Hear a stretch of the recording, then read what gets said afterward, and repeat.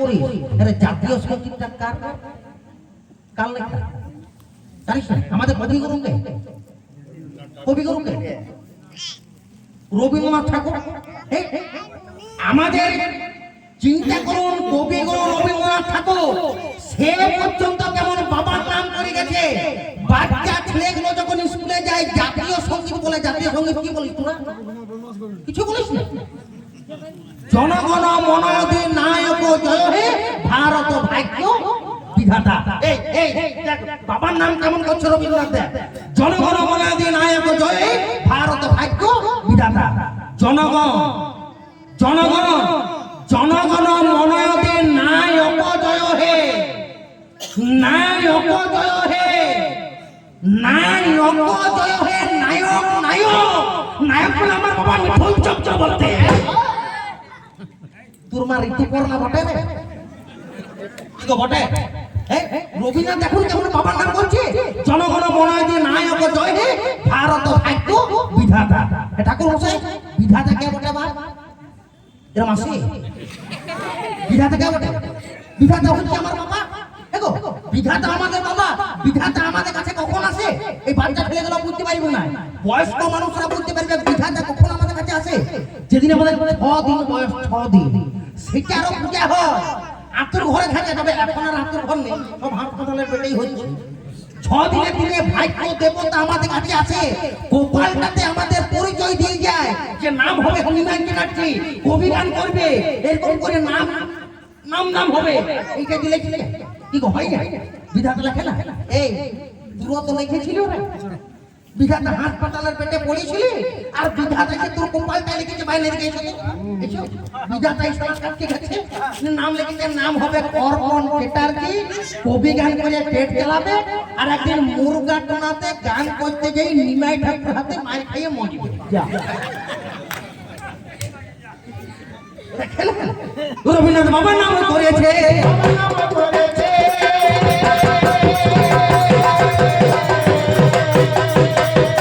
ওরে সব জায়গায় বাবা বড় বাবা ছাড়া নাই। একে একে সব কথা প্রমাণ দিয়ে যায়। দিনের বেলায় আমার সূর্য উঠে, দিনের বেলায় সূর্য ওঠে কেমন? সূর্যটা বাবা সূর্য দেখুন আমার বাবা হয়ে গেল। এবার রাত্রি বেলায় চন্দ্র ওঠে, তার বাজানা নাই। চন্দ্র বাবা ওঠে উঠে বই বলবে খালি দিনের রাত মধ্যে বাবা হয়ে গেল। এই সময়ে তোমার মা কোন জায়গায় রইল? তোমার যদি জামাই আছে জানাবে আমায়। একটা হুজুর বললে বাবা আমায় মনে সব জায়গায় দেখলে আমার বাবা বড় হইল। একে একে সব কথা প্রমাণ হওয়া ভালো। ব্রাহ্মণ ঠাকুরের পুজো করতে গেলে আমার সর্বপ্রথম কাকে এখন পুজো করে। আচ্ছা ঠাকুর মশাই, এই যে ঠাকুর মশাই আপনি তো কালকে পুজো করবেন নাকি? আচ্ছা বলুন তো সর্বপ্রথম কোন দেবতার পুজো আপনি করেন? কার পুজো আগে হয়? কার কার? সিদ্ধিদাতা গণেশ। এই গণেশকে দেখেছিস একবার? মুখটা দেখবি টিউবওয়েলের হ্যান্ডেলের মতো। গণেশের পুজো আগে হয়। ব্রাহ্মণ ঠাকুর যখন মন্ত্র বলে হাতে জল নিয়ে আক্রমণ করে ওম বিষ্ণু ওম বিষ্ণু ওম বিষ্ণু। ঠাকুর মশাই বিষ্ণুটা কে বটে? বা এর মাসে বাউন ঠাকুর বাবাকে আগে ডাকছে। ওই আজ পর্যন্ত কোনো বেটা বাউন তো বলে নাই ওম কালী ওম দুর্গা ওম মা মনসা। কোন বাউন বলে না। বাবার কাছে প্রতিপালিত হচ্ছে। বাবার নাম আমাদের আধার কার্ডে লেখা, বাবার নাম আমাদের ভোটার কার্ডে লেখা, বাবার নাম দলিল পর্যায়ে লেখা, বাবার নাম সব জায়গায় লেখা। সব কিছুতে বাবার নাম। যদি লাইসেন্স করাতে যাও তার বাবার নাম। বাবা ছাড়া কিছু না, সব জায়গায় বাবা। ওমা আপনাদেরকে বলছো না গো, চার নাম দাম নাই মা আপনাদের। এক কাজ করুন, কালকে বরং গোলায় দড়ি নিয়ে ঝুলিয়ে পড়ুন। কি বাবা যদি চার আনা দাম না থাকে কি করবেন বলুন? জীবনটাকে দাঁড়া, আমার এই শালাকে একটা প্রশ্ন, কারণ ছোট ছোট করা দরকার নাকি, অনেকটা বড় হয়ে যাচ্ছে। একে একটা মাত্র প্রশ্ন চিপে ধরবে যে তোর মায়েরা এমন কি গুণে উন্নত বেশি যে আমাদের বাবাদের থেকেও বড়? ওরে তোর যদি জানা আছে জানাবে আমার।